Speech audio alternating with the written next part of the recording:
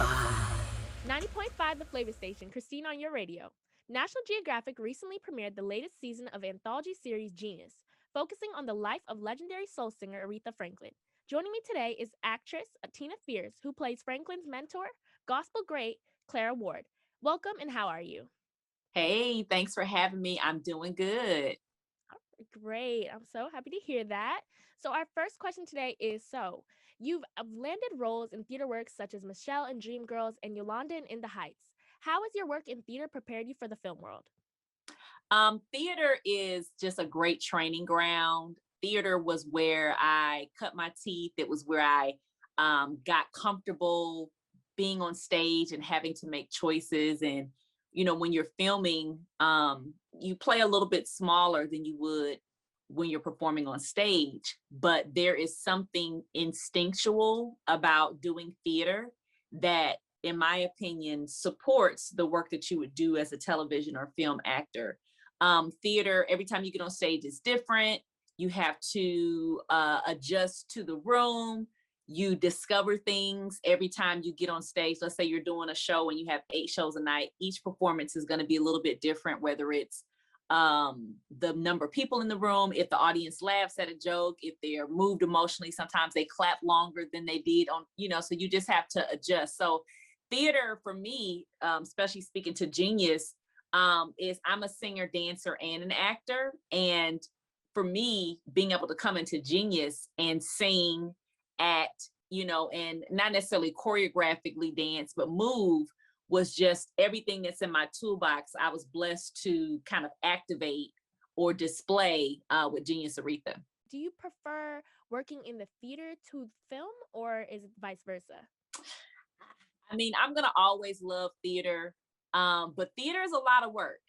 Theater requires a lot of you. And there were a lot of times when I was in shows and I would have commercial opportunities and I would be forced to leave the show, and my understudy would have to come in because I had to go and film like a commercial or something like that. So I would say the space that I'm in right now, I'm really falling in love with television and film and wanting to really establish myself in that space. But theater has always been just a foundation for me. So it will always be my first love. And if the right opportunity comes along, I'll be back on stage, but I'm excited about exploring this TV and film space. Okay. And to talk on your work in theater, you actually created and produced the sold out show Queen, Aretha at the Aurora, showcasing Mhm. the life of legend Aretha Franklin. And now you're playing the role of her mentor, Clara Ward, in National Geographic's Genius series. What is it Mhm. like to be in such a full circle moment? Oh, it's amazing. One of my girlfriends that worked on the production team with me for the live production we did, she sent me a text message shortly after the show came out, and she was like, full circle moment. And it was she and I in the dressing room with like one of our handmade, Aretha concert props. And we were just excited that we had put that production on because we did it in such a short period of time.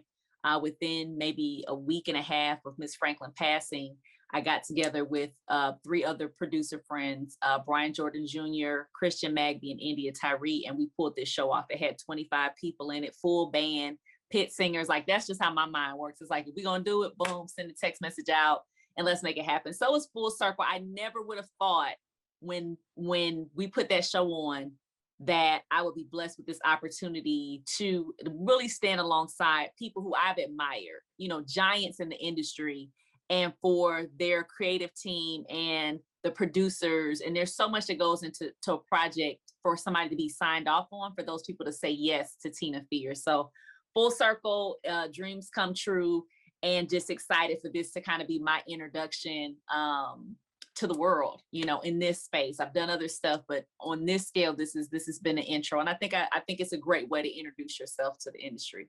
Definitely a great way. You came in and you made the biggest step, a big leap. And to talk Wow, about thank that you. leap into the show, like Mhm. what drew you to the role of Claire Ward, and how Mhm. did you feel when you got the part, and how did you prepare for her role? Yeah, I mean, Clara Ward is a legend. She's a woman who really, a lot of gospel artists, big gospel artists, historical figures stood on her shoulders, but a lot of people didn't know who she was because her life was really short. She passed when she was 48. But when my agent sent me the audition, I was kind of just in the midst of auditioning for stuff like we always do as actors. You hear more no's than you do yeses. So it was just another week of auditions. And when I got it, I really connected with the role because, it said that she was a gospel singer and she was Aretha's mentor. And I read the sides and I saw that I was interacting a lot with little Aretha, which was really cool for me. And so I would be dishonest if I didn't say in my heart, I felt like it was my part, and I think that's kind of how as actors, you kind of have to approach everything like that. Like you have to approach it like, I can do this. But this one really, I've read for a lot of stuff. I've auditioned for stuff. I've been close for things. I've booked things.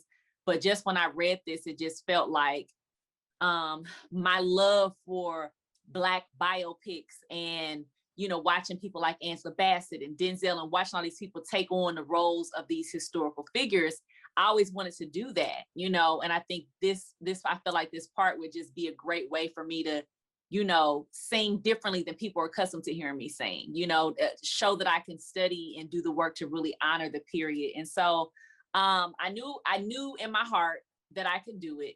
And I've never had a problem saying out loud what the desires of my heart were, and so even when I got the audition, you always tell yourself you just want to win the room over. And by winning the room, you just want to make a good impression with casting. You can't really worry about what happens past that. You want to make a good impression with casting so they'll consider you for other stuff. So my goal was to win the room, but I took risk. I had my son read for little Aretha because I want them to hear a child's voice against mine. I had my husband read for C.L. Franklin, who Courtney B. Vance plays. So you'll see when you see the series, there's moments where all three of us are talking. And so I normally wouldn't do that in audition. I would just have one person read any gender, regardless of what it was. But I kind of pulled out all my tricks because I really wanted this part. And whether or not that stuff made a difference, I don't know. But man, I'm glad I took those risks. So I was thrilled. I auditioned and I didn't hear anything. Remember I said, we just wait. You just try to win the room. I didn't hear anything. And it was like going into Christmas and going into New Year's. And we were just like, oh, well, I guess we didn't get that. And something in me just still didn't allow me to just throw it away. I still, in the back of my mind, still had some hope, that I would hear something. And sure enough, about the second week into January, my agent sent me a text message and said, hey, you've been pinned. And that just means they like you. Are you available? And I'm like, heck yeah, I'm available. What else am I doing? I'm waiting on them to tell me, what's up with this. And then a couple of days after that, they told me I got the part. So preparation was listening to her music, watching her videos, reading as much as I could. She was someone from the 30s, 40s, 50s. So there wasn't a lot of information available. But what I found, I just tried to take it and run with it. And I have one of her vinyl albums in my office because she was really a very accomplished gospel artist. And I mean, I'm just honored that it came together and it's been received so well by people who have seen the show and seen the performance. I got a message from her family telling me, thank you. Yeah, they posted on my Instagram and they were just like, on behalf of the descendants and family of Miss Clara Ward, thank you. We hope to meet you. So that to me is like, that's amazing. Because the family gonna drag you. If you ain't bringing it, the people gonna be like, sis, nah. So that was like, that meant a lot. That is amazing. Just to have the family say that you kind of brought her justice and brought her to life is just, that's amazing. Yeah, it's unbelievable. More about your character, Clara Ward. In what way do you guys see yourselves alike and different? Yeah, I mean, Clara Ward was a fiery performer, and in any part I've ever been cast in, it's been about that showmanship, so we are Tina and Miss Clara Ward are very similar in the fact that when we get in front of a crowd, we're going to take the people up, like regardless of what genre we're singing. I think that's just a part of my personality, having charisma. And so when I watched her footage, I mean, she was a smaller, petite woman, and she was like an energy ball. Like she was the movement that I chose in that when I performed How I Got Over. I mean, that was really inspired by her because she just was, I mean, immaculately dressed. Everything that Miss Clara had on in Genius, she was dressed to the nines. It was a red nail, she had red nails, red lipstick. It was a silver pump, a stocking. It was just, even in that first scene in the tent, you saw a big difference between how Miss Ward presented herself and how the, parishioners of the people, they were baking and selling crab legs and stuff. It was more of a down home thing, and she didn't adjust to, oh, I'm going down in this tent. I'm going to give you the same thing I would if I was performing up in New York or in Chicago or somewhere like that. So I think that's a similarity. And just knowing that she saw something in little Aretha and she took the time out to try to nurture that. Even with CL's foolishness, and we see that she was a constant throughout the life, as long as she was living, she was kind of off and on. She always tried to soften the verbal blows with the daddy. Like if daddy was being mean, she'll cut her eye and kind of check him without even having to say anything, and then reassure Aretha, by giving her compact, or, if they're in the church and, CL daddy is fussing because he don't like James Cleveland giving a note, she'll kind of check him a little bit, or whatever it was. I just feel like she had a heart for Aretha. And I think that being someone else who was also in the spotlight, I think she knew there was a lot that Aretha had ahead of her that she wasn't quite ready for. And Miss Clara was trying to just kind of plant those seeds to reassure her that she was great and that somebody was rooting for her in her corner. So, I try to do the same with young people in my life and my peers and stuff, because it's, life is hard. Stuff is hard, and you need people that are going to encourage you and where you can be vulnerable with. And so I think those are kind of similarities. Okay, great. And did you face any challenges when taking on this role, and how did you combat them if you did? Yeah, I mean, the main two challenges were, one, when I recorded, I was listening to her original recording in one ear, and I was, recording in the other. So that's hard. Usually you just sing a song, you learn the song, you just get in the studio, they tell you kind of what to do, how to do it, but not in real time. Like I've been singing and recording for a very long time, and I've never had to listen to someone in a different key singing a song and then me singing at a key higher and trying to match her inflections and when she took a breath, when she cut a word off. So that was a challenge, but it was something I'll never forget. And now that I know I can do it, I'm confident I can take on more projects like this because I've done that. The other challenge was just COVID. We started shooting.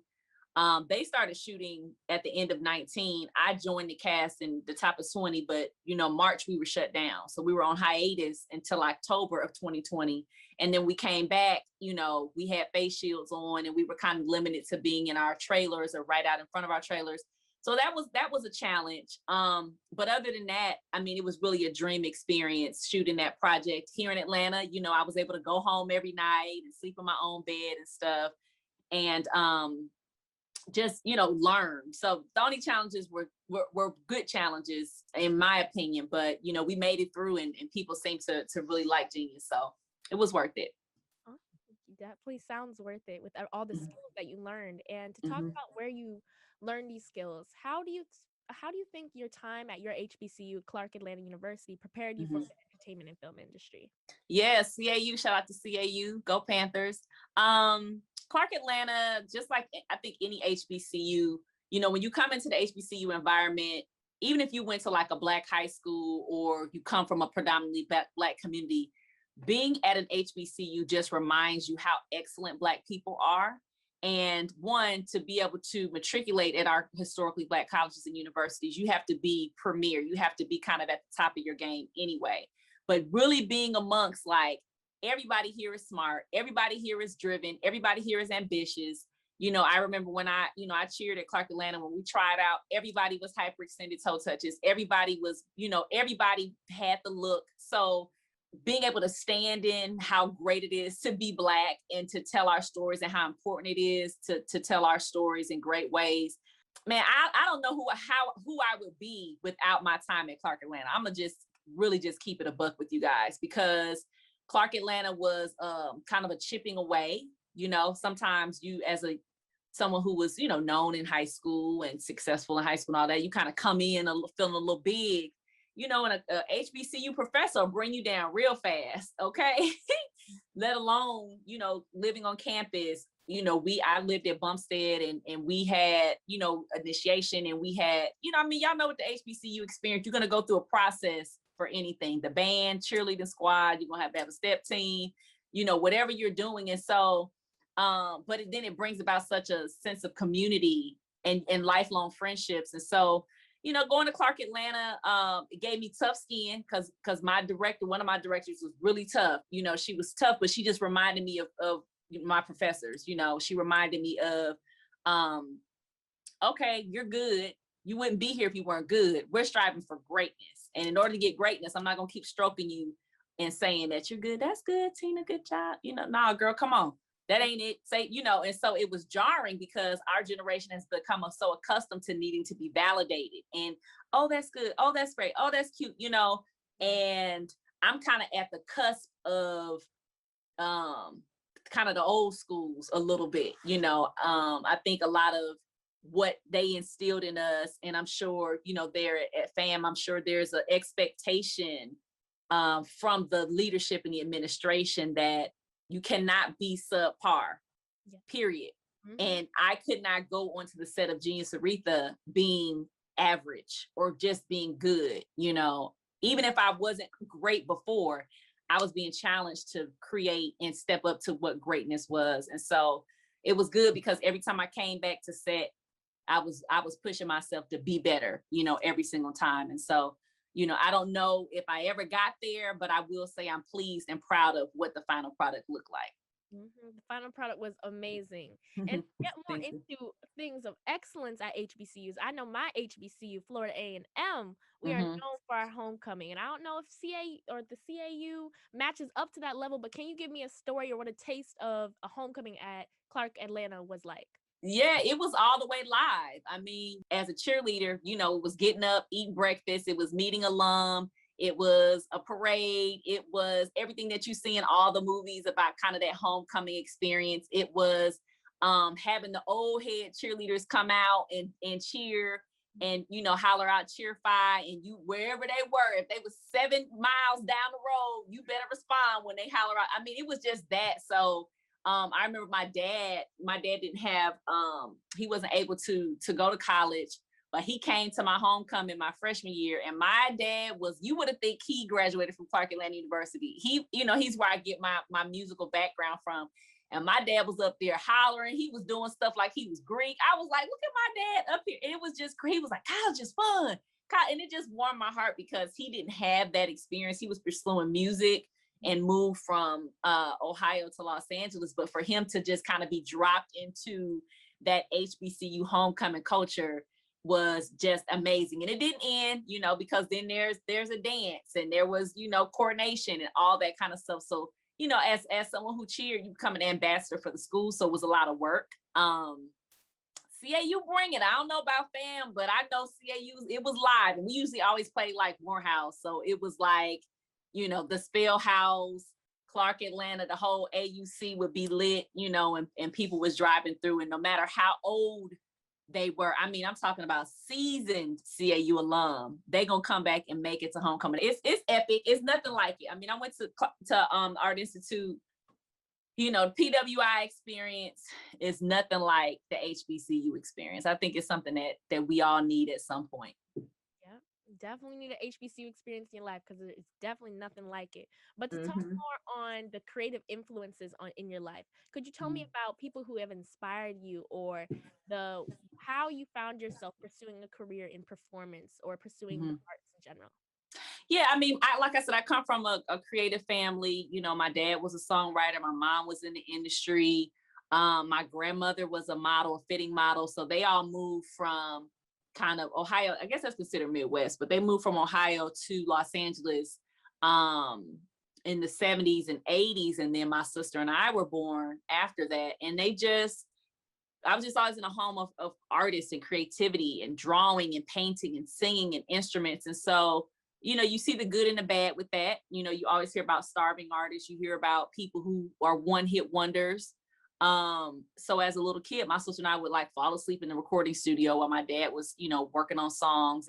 But then we also saw the pressure of, I need a placement, I need a gig, I need this, that, and the other. So it's like, you can't help but inherit the creativity, but then you also observe the downside of it, So for me, I kind of ended up at Clark. I wasn't, majoring in theater or drama or anything like that. I went to school to be a teacher, but because God had called me to the arts, no matter what I did to try to deter my journey, I just found myself back there. So my influence, I cannot do an interview without crediting that initial seed for the arts to being planted by my parents.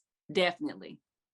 Wow. And could you tell me a little bit about what was the transition like leaving California as a California native to coming to Atlanta, and like the culture shock that brought you?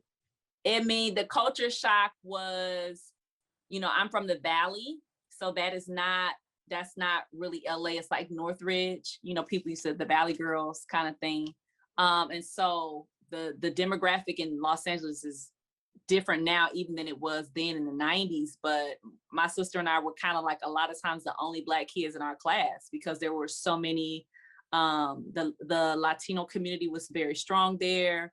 I had Romanian and Asian classmates, and so it was really just a beautiful melting pot of cultures. And that's why I eat so many different types of food and just lean into different cultures, because being from California is kind of like you see a little bit of everything. That is life. Life is, your friends bringing taco boxes and bento boxes and all of that as little kids to school. So, you move to Atlanta and they tell us, hey, I'm like, okay, this is a huge culture shock and everybody in the room looks like me.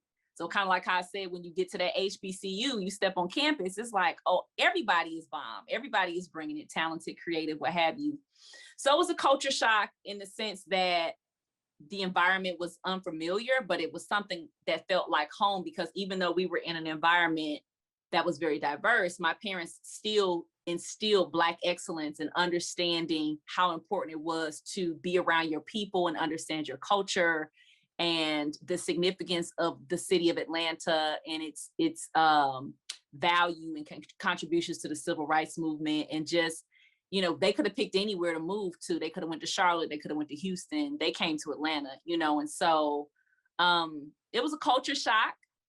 There's no other way to say it. It's just like when people say they want to go to LA and pursue their dreams. It's like, you better be real set up or you're going to be coming right on back, So the cost of living in Los Angeles was just crazy. And when my family moved, Atlanta hadn't quite become what people know the ATL to be now. It was kind of like, So Def was kind of starting up, LaFace was here, so there was a lot of potential in Atlanta. And I'm glad that being a young child growing up through that, I think it kind of gave me an advantage to kind of be settled here versus maybe people who are trying to come to Atlanta now.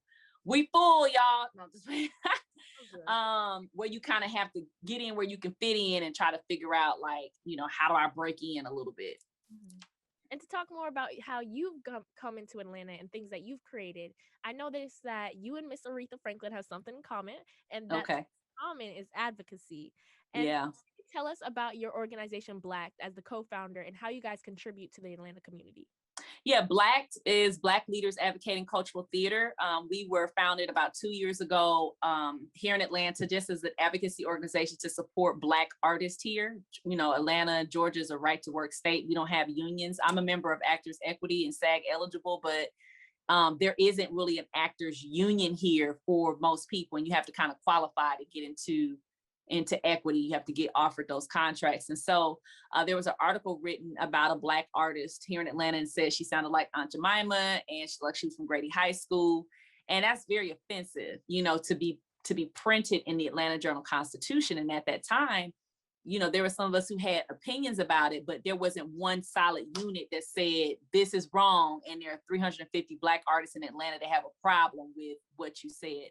And so it was really something that the community called for. And, since then, with everything that happened last summer with, Black Lives Matter and that happening on a national scale locally, Atlanta has some issues because we are a Black city.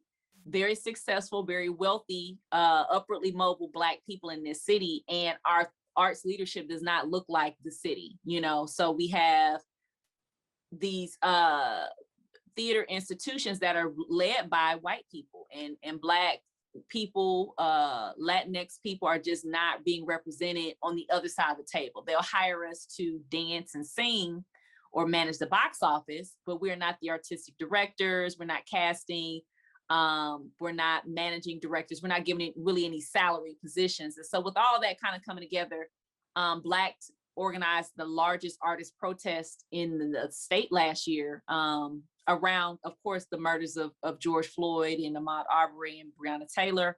And we had 2,000 people marching on downtown Atlanta, Artist Solidarity March, Black and white.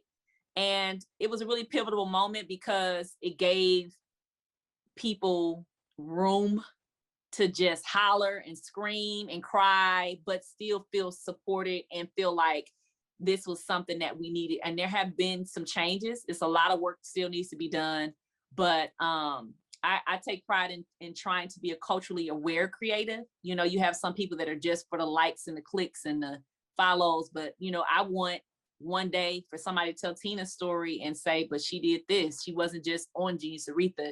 She was on the ground, trying to create opportunities for her fellow Black artists and create jobs for people. So that's really important to me. And I'm proud of Black.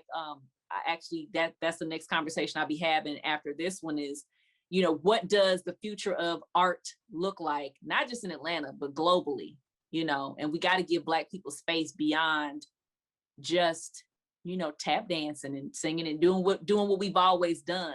And that's why I'm so excited to see people like, Issa Rae and Anthony Hemingway and Susan Lloyd Parks and, Regina King. My goodness. I mean, people are really taking the path that they've made for themselves and they're like parting the Red Seas. And I think that's really exciting for people like myself who are trying to come up behind them. So, yeah. Yeah, you're doing a great thing. You're really making a change. And I feel like it's very important as actors to really take that step into not only, playing these parts of people who made the change, but also being people that make the change. But Yeah. let's talk about in other ways that you've made change. You have a LLC called Stage Ready. And I want to know what is Stage Ready and what motivated you to create this business?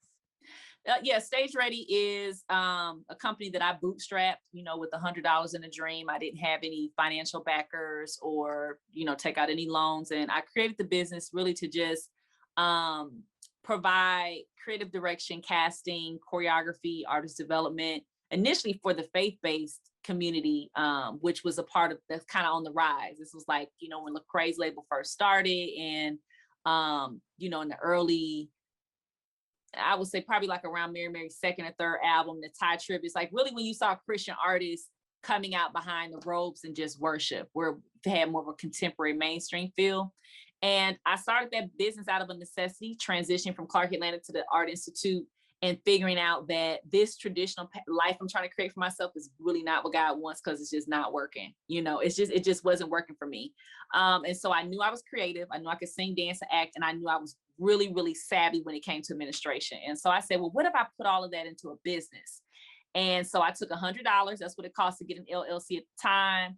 And I literally had 2 laptops on my desk. Like I would have homework. I would have one computer that was for my business. Or if I was working for someone, I would work for them, have my laptop. I would use my vacation time to travel to Los Angeles and, work for like BT or what have you. And I was just out here hustling. Like, people talking about what they say, sleep is for suckers and like all of that, team no sleep. Like once upon a time, now I'm not like that now. Once upon a time, like I was just like trying to make it happen because I knew in the midst of it all, let me tell you how this is coming full circle.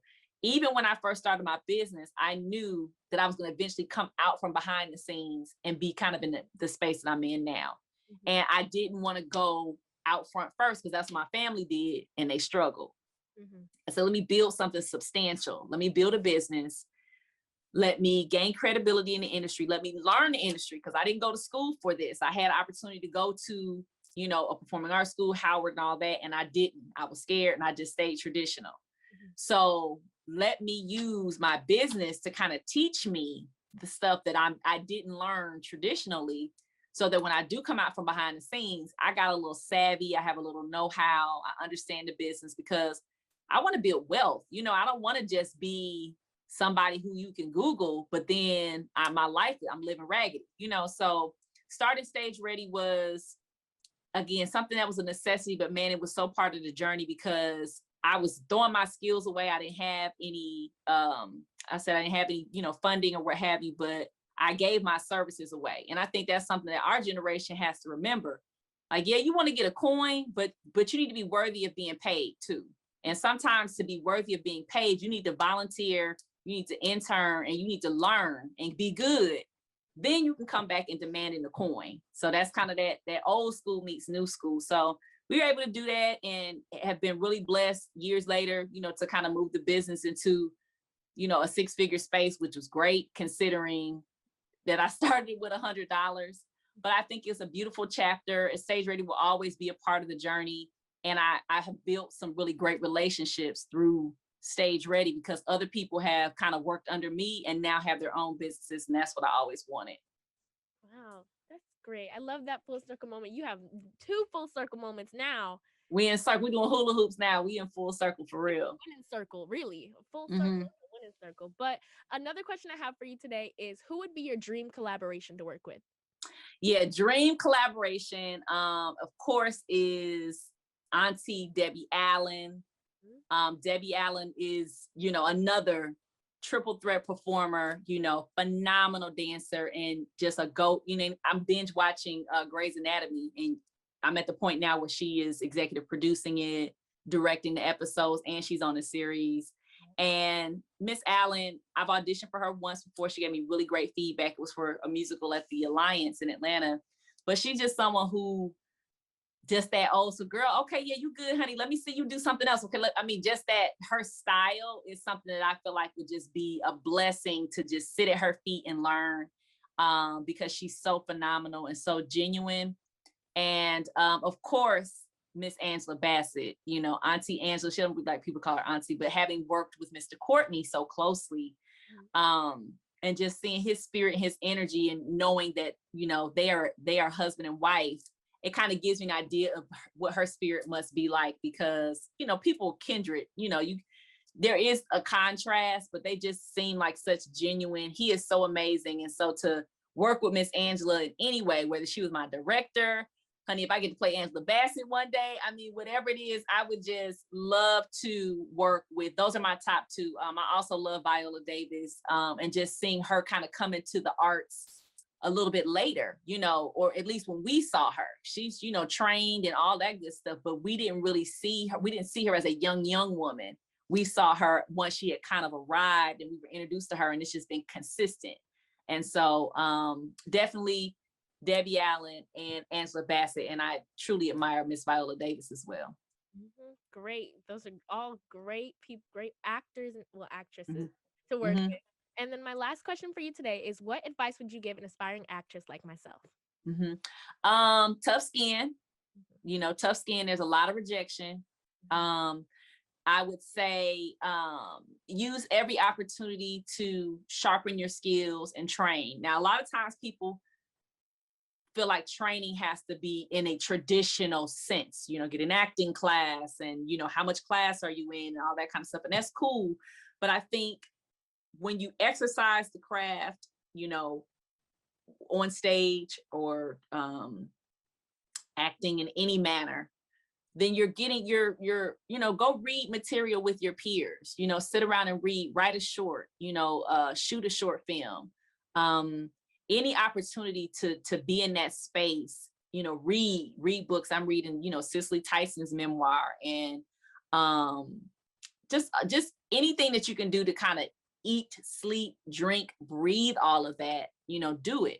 Don't be limited to just the classroom or what looks like I'm training. You can train in every aspect. You can train by having a conversation with me. I'm training by talking with you. You know what I'm saying? Like, there's different ways that you can do it. And just know that you're enough. That's the biggest thing.